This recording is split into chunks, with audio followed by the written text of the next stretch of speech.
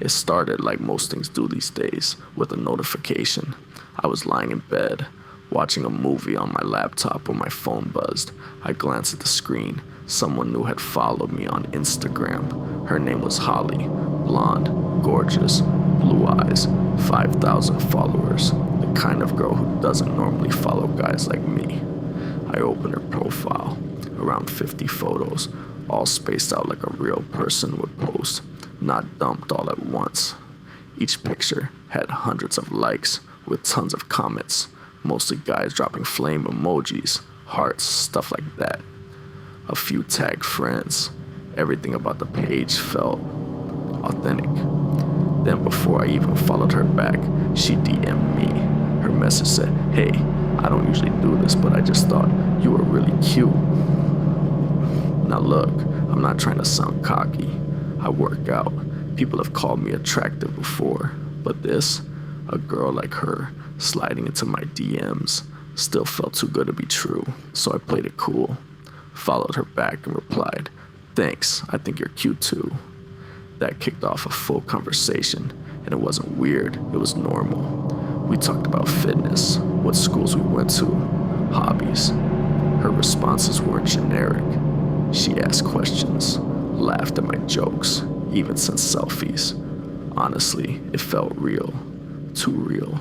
Eventually, she gave me her number, and by the end of the night, we planned to meet in person Friday night at Lucky's, a popular bar about 20 minutes from where I live. That whole day, I was nervous, but in a good way. The kind where you're excited to see someone you click with. Around 8 p.m., I parked outside the bar. I sat in my car, watching people filter in and out, waiting for her text to say she'd arrived, but what I got wasn't what I expected. She texted, "Hey, my car broke down. Can you come get me?" No warning, no apology, just a drop pin on some road outside of town. I read it twice, maybe 3 times. It didn't feel right. I tried calling her, no answer, but the pin she sent led to a spot I vaguely recognized, somewhere off a side road near the edge of the woods. I opened her Instagram again to double check. The profile still looked real. People had tagged her. She commented on friends' photos. I convinced myself I was just being paranoid, so I texted back, "On my way." It took about 10 minutes to get there. The road was quiet, trees lining both sides, no streetlights.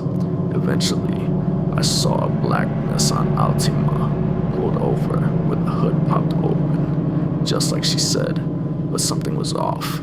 The windows were pitch black, fly tinted, not a hint of light coming from inside. The engine was silent, no hazard lights. I parked across the road, grabbed my phone and stepped out. Tried calling her again, still no signal, no bars. I cursed under my breath and crossed the road.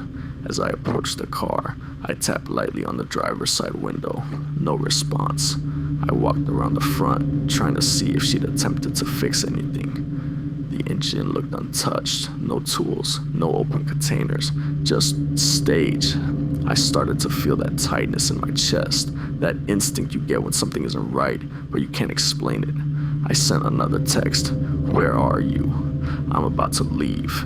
And that's when I noticed something. The driver's side window, just a minute ago, it was fully rolled up, now it was cracked open. Barely, but enough to see movement inside. I froze, then a hand came out of the opening, not a woman's hand. It was large, rough, clearly male, and then slowly it made a gesture, one finger curling toward me, "Come closer." I felt my stomach drop. I took one step back, then another. My voice cracked as I said, "Get the hell away from me." Then I ran back to my car, slammed the door, started the engine, and floored it. I didn't even check my mirrors until I was a mile down the road. Then I saw it. Headlights behind me. No sirens, no speed. Just a slow, steady pursuit. I panicked, shut my own headlights off, and made a hard right down a side street, trying to lose him. Then another turn, then another. I must have made 7 or 8 turns before I stopped seeing him. When I got home, I locked every door and didn't sleep that night. The next morning, I opened Instagram to block the account, but it was already gone. Deleted. wiped clean. I later learned that the profile wasn't fake. It had once belonged to a real girl, one who lived out of state. Her account had been hacked months ago. Photos still up, comments still live. Just controlled by someone else now. Someone who used her image to bait guys like me. I wasn't his only target. I might not have been his first, but that night, I might have been the first one to walk away before it was too late.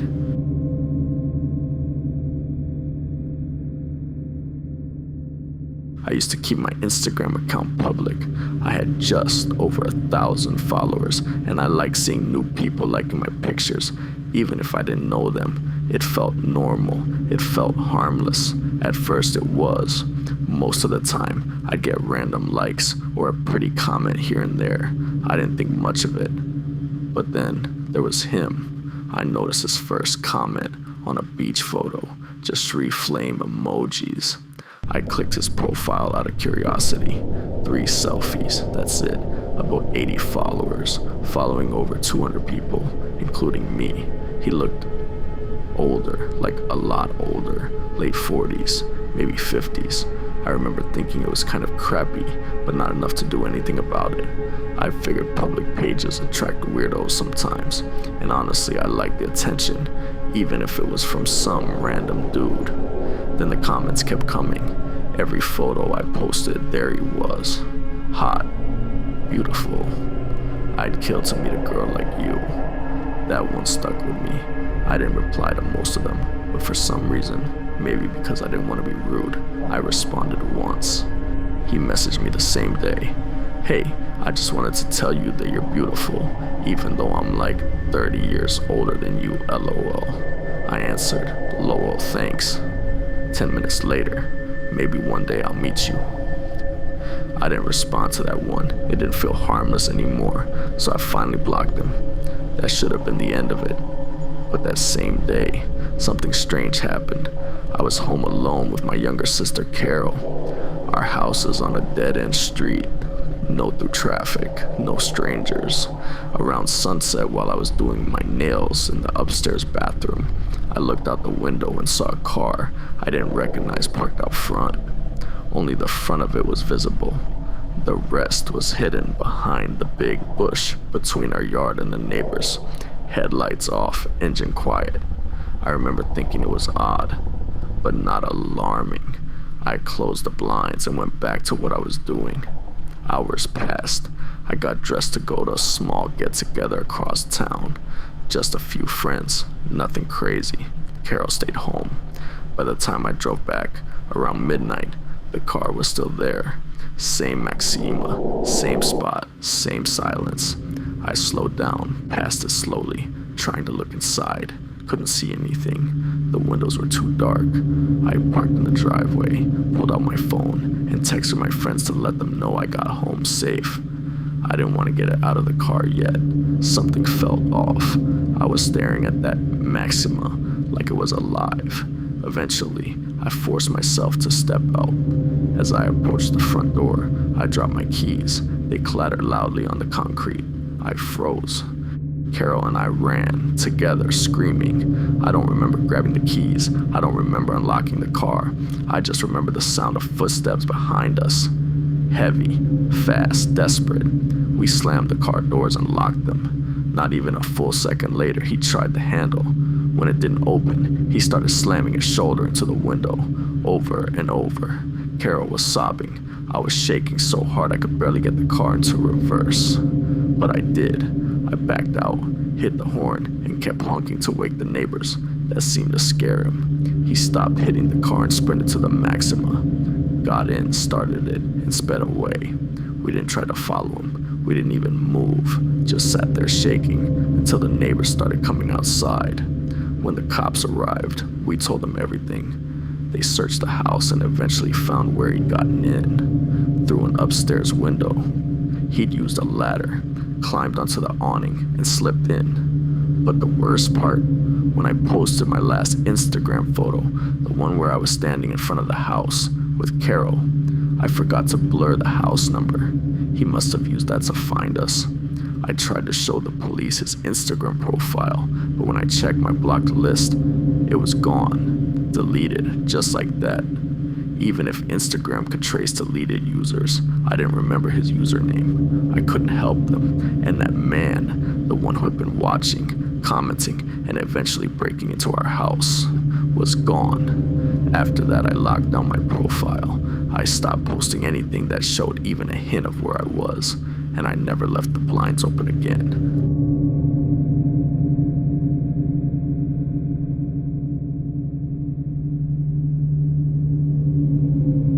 Sometimes, the scariest part isn't what you see, it's what's watching you when you don't. It started as something small, harmless even. Every few nights, I'd hear a soft noise at my bedroom window. A tap maybe, or a faint scrape, like something brushing against the glass. At first I thought it was bugs, or maybe the wind. My room faced the backyard, and there were trees close to the house. My dad brushed it off. Probably moss, he said. Don't worry about it. But it kept happening, at least 2 or 3 times a week. Always at night. Always when I was alone in my room with the lights on. Visible. Vulnerable. The sound wasn't loud. It wasn't aggressive. It was deliberate, like someone was trying to make me notice, but just barely. It wasn't until I got that text that everything started to make sense. It was from a guy I barely knew. We had one class together years ago, and I only gave him my number because he wouldn't stop asking. He texted, "Hey, I don't know if you remember me, but I found something, and if you don't already know about it, it's seriously messed up." Then he sent a link. I almost didn't click it. I was about to reply, asking what it was, but curiosity got the better of me. It opened to an Instagram page. The name of the profile, JP Unofficial. JP, my initials, but that wasn't the first thing I noticed. The first thing I saw was the profile picture. It was me, not a photo I recognized. It wasn't from my page or something I'd ever posted. It was a candid shot. I scrolled down, 45 posts, every single one was a photo of me.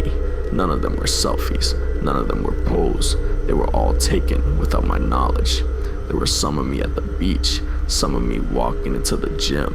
A few were outside my school, but as I kept scrolling, they got worse, much worse. There were pictures taken through the windows of my house. One of me sitting on the couch in the living room, another of me at the kitchen sink.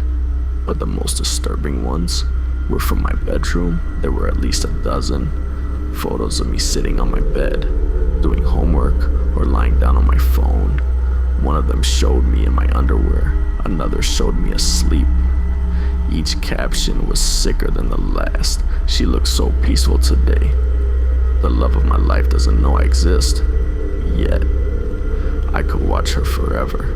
My hands were shaking, my mouth went dry. I wanted to cry and scream at the same time, but it got even worse. People were liking the photos, some had comments, not warnings or reports, encouragement. Things like, "Go for it, she's perfect." What I'd do if I had her to myself. That was the moment everything clicked. The taps on the window, the feeling of being watched, the creeping sense that something wasn't right. I looked toward the window. Another tap, louder this time, more direct. I screamed, loud. No filter, no hesitation, just raw panic. My dad came bursting into the room. He saw me pointing at the window, shaking, barely able to speak. I shoved the phone into his hands and showed him the page. His face went pale, then it turned red with rage. He ran outside, yelling into the night, hoping to catch someone, but there was no one there, just the darkness. He came back inside and called the police. I gave them the page name, showed them the photos, every twisted caption, every sick comment. They filed a report and submitted a request to Instagram for the account's user data. But by the time Instagram responded, the account was already deleted, wiped clean. Thankfully, Instagram was still able to recover some details. They traced it to an old iPod Touch, the kind without cellular data, only Wi-Fi, unregistered, no SIM, no traceable user. It was either destroyed or hidden. All I know is whoever was watching me knew exactly how to disappear.